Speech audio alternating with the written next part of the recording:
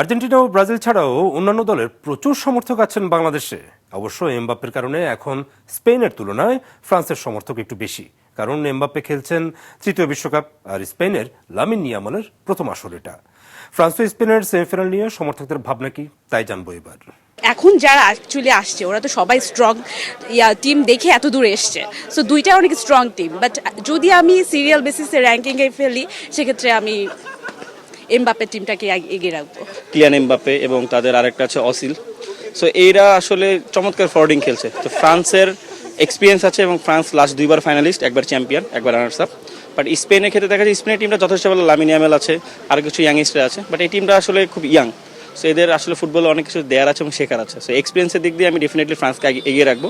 Group পর্বের তারপরে আপনার কোয়ার্টার ফাইনাল যে ম্যাচগুলো হয়েছে সেগুলোর দিকে আমরা যদি তাকাই, তাহলে ফ্রান্স অনেকটা এগিয়ে আছে।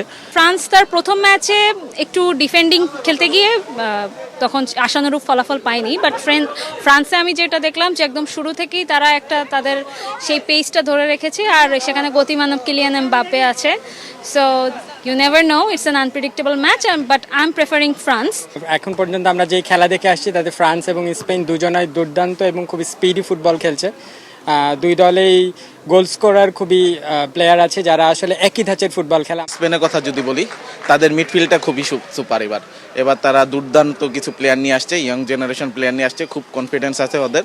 তো যে কোনো কিছু হওয়ার একটা অঘটন ঘটায় ফেলতে পারে। আমার দৃষ্টিকোণ থেকে ম্যাচটা যদি বলে, আমি আপনাকে একদম হাড্ডাহাড্ডি লড়াই হবে।